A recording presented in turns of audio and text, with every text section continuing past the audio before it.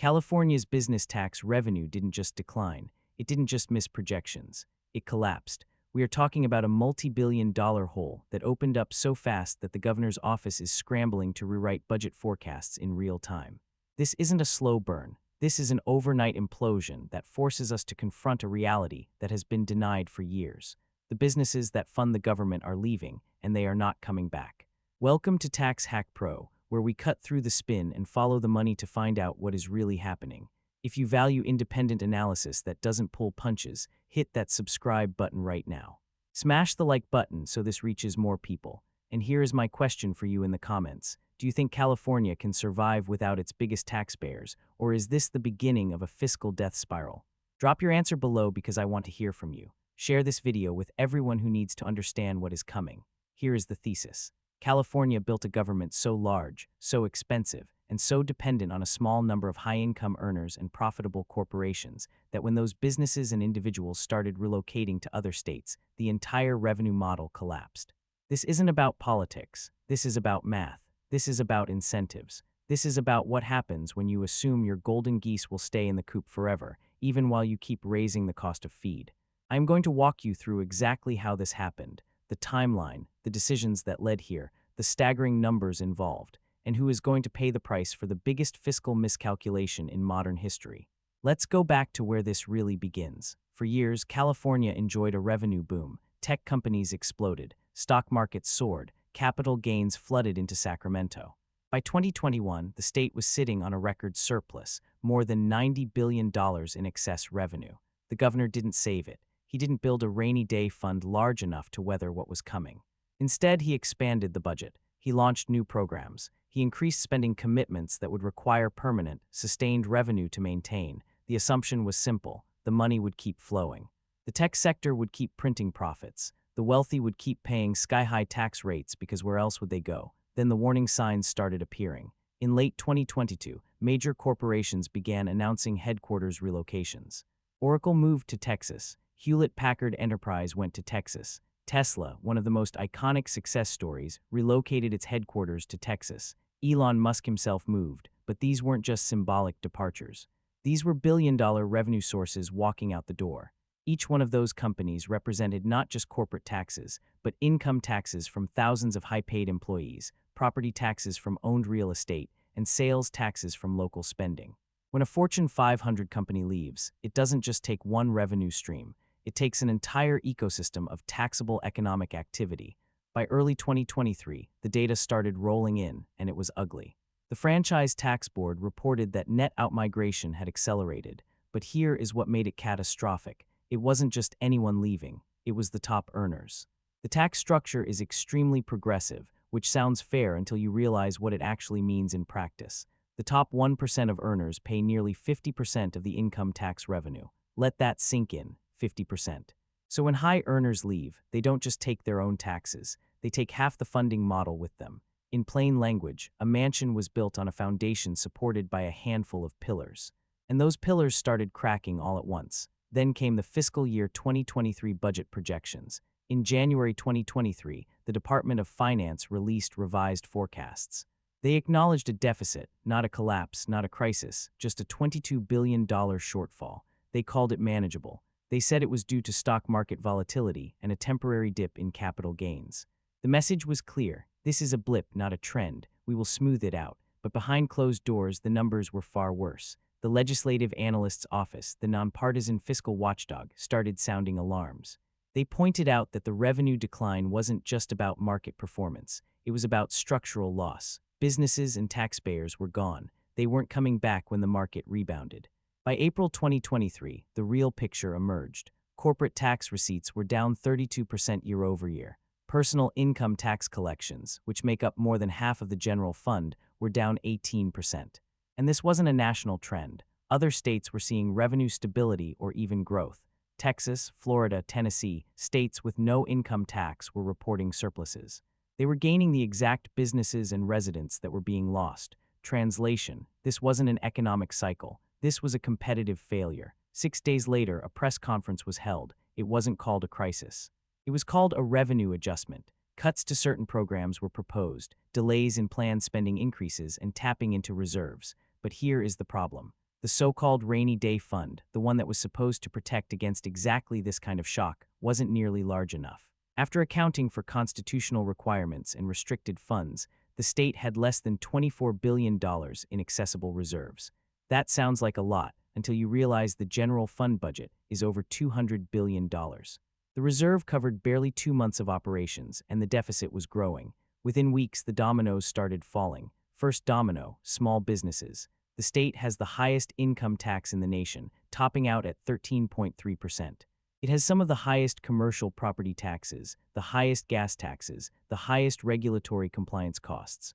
For small businesses operating on thin margins, the departure of big corporations meant fewer customers, fewer contracts, and less economic activity. Retail stores in Silicon Valley started closing. Restaurants that relied on tech workers cut hours. Service providers lost clients. These weren't massive taxpayers individually, but collectively they represented billions in sales tax, payroll tax, and local revenue. When they started failing, cities lost funding. Second domino, public sector unions. The government is heavily unionized. Pension obligations alone consume a staggering portion of the budget. CalPERS, the public pension system, has more than $400 billion in liabilities. When revenue drops, the pressure to cut pensions or benefits becomes unbearable. But public unions are politically powerful. They fund campaigns, they mobilize voters. The governor couldn't afford to alienate them, so instead of cutting pension costs, he tried to protect them, which meant the cuts had to come from somewhere else. Third domino, social services. The state has the largest homeless population in the country. It has the highest cost of living. It has massive Medicaid obligations. When the budget craters, these are the programs that suffer first. Proposals were made to cut billions from homelessness initiatives, delay healthcare expansions, and reduce environmental spending. But here is the irony. These were the programs championed. These were the policies used to build a progressive brand. Now they were being gutted to cover a revenue collapse caused in part by the very tax and regulatory policies that drove businesses away in the first place. Think about that for a moment. The same government that promised comprehensive services and ambitious social programs is now slashing those programs because it can't keep the taxpayers who fund them. By June 2023, the legislature was in crisis mode. Republicans who hold a minority in both chambers started demanding accountability. They pointed out that they bad warned about this exact scenario. They had argued for tax reform, for spending restraint, for policies that would keep businesses competitive. They were ignored. Now, with the budget in freefall, Democrats were scrambling to find revenue anywhere they could.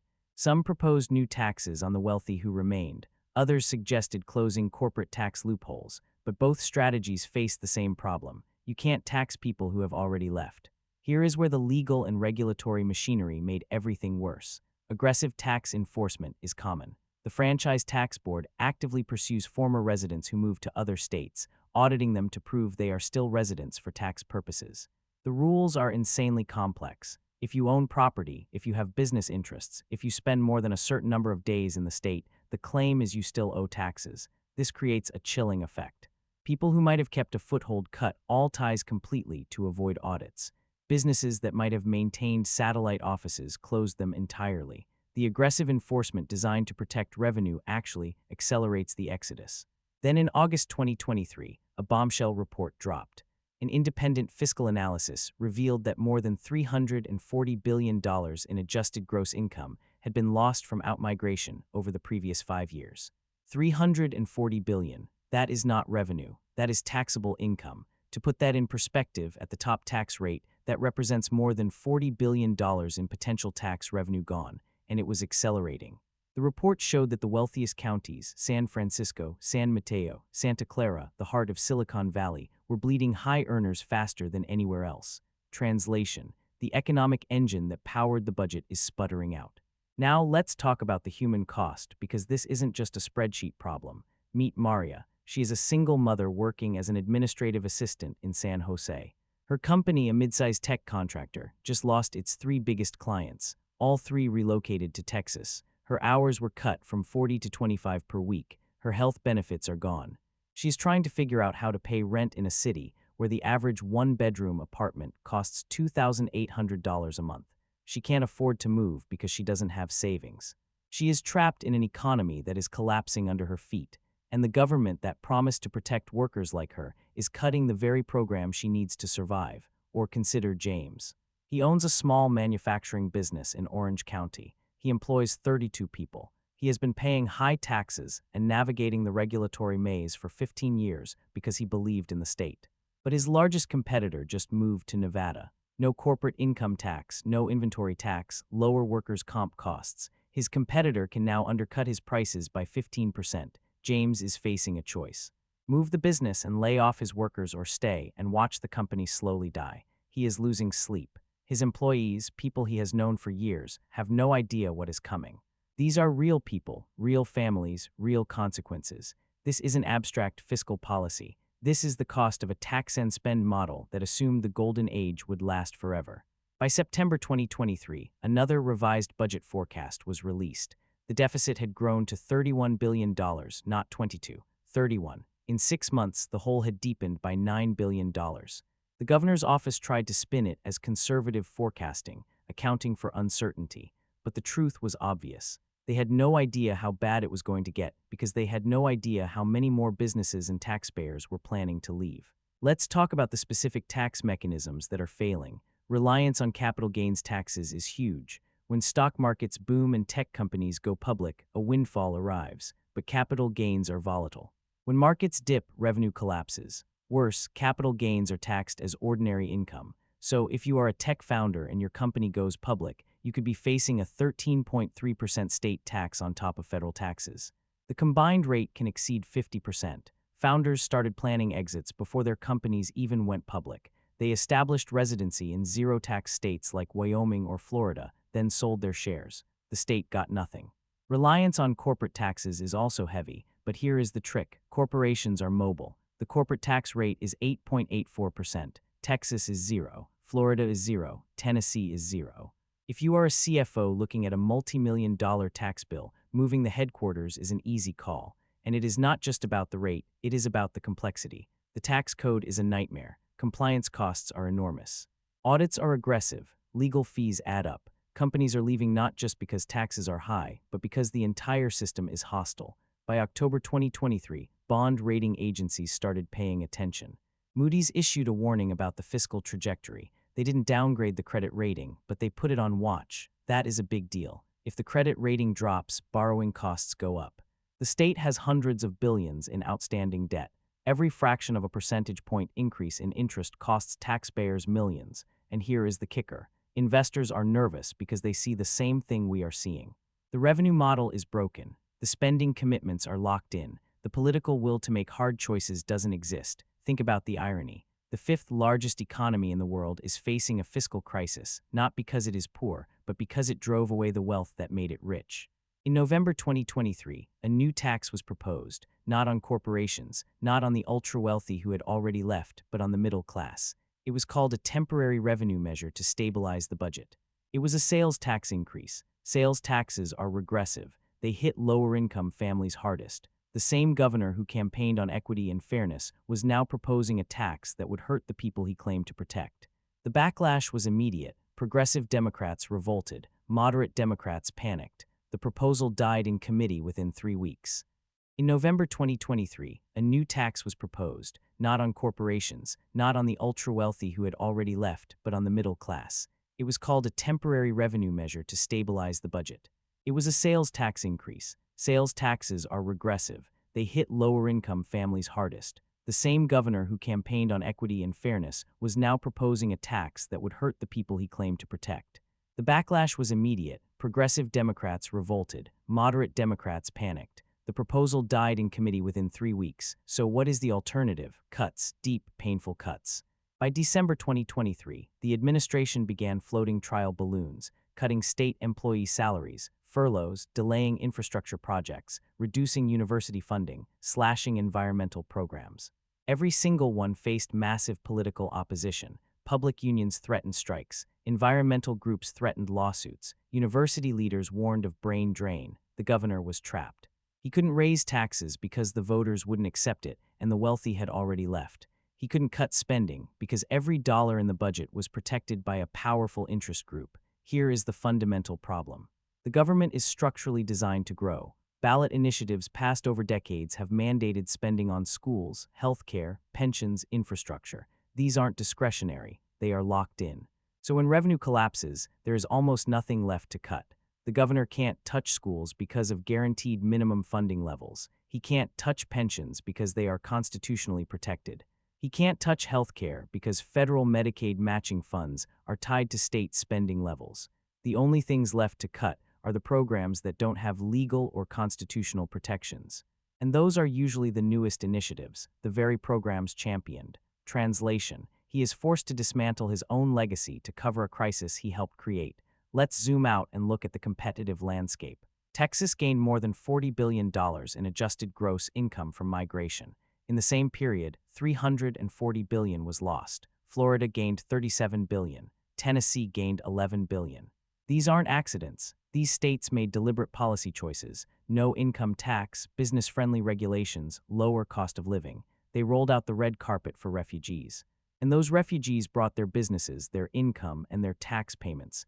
And here is the thing: it is not just about taxes, it is about quality of life. The state has the highest homelessness rate in the nation. It has rolling blackouts. It has water shortages. It has some of the worst traffic in the world. It has a cost of living so high that six-figure salaries feel like poverty. People are leaving not just because taxes are high, but because they are high and they are not getting value. If you're paying top-dollar taxes, you expect top-tier services. Instead, residents are getting crumbling infrastructure, failing schools in many districts, and a homelessness crisis that grows every year despite billions in spending. So why would anyone stay? By early 2024, the situation reached a breaking point. The Comptroller's Office released a mid-year fiscal report. Revenue was down $41 billion from projections. $41 billion.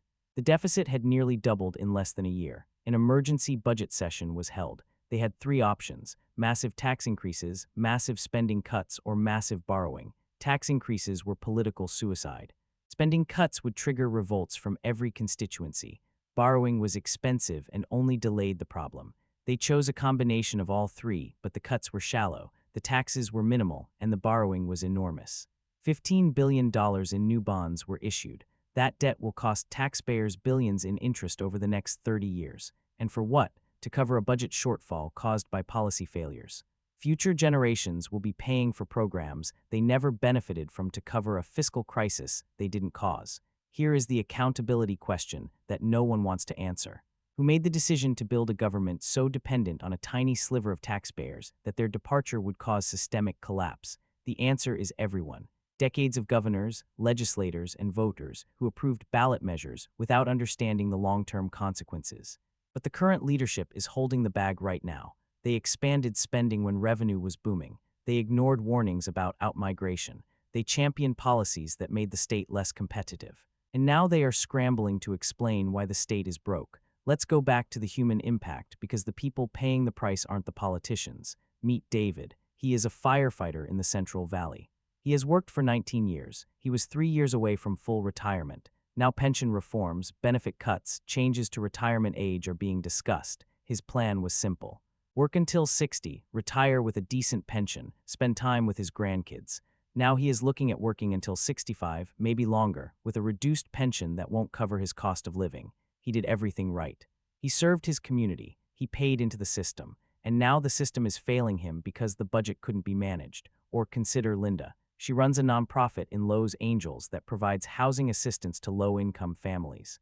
Her organization relies on state grants. Those grants have been cut by 40%. She has had to lay off half her staff. Families who were on waiting lists for housing assistance are being turned away. The homelessness crisis is getting worse, and the very programs designed to address it are being gutted. The irony is suffocating. If you are enjoying this deep dive into the real numbers behind the headlines, do me a favor and subscribe to Tax Hack Pro. We are building a community of people who want the truth about the economy. By mid-2024, national media started paying attention. The fiscal crisis became a case study in what happens when progressive taxation and expansive government meet economic reality. Conservatives pointed to it as proof that high taxes drive away growth. Progressives argued that the real problem was wealth inequality and corporate greed, but both sides missed the point. This isn't about ideology. This is about incentives and consequences. A system was created where the most productive, most mobile taxpayers had every incentive to leave and no reason to stay. Ideology didn't cause the collapse. Math did.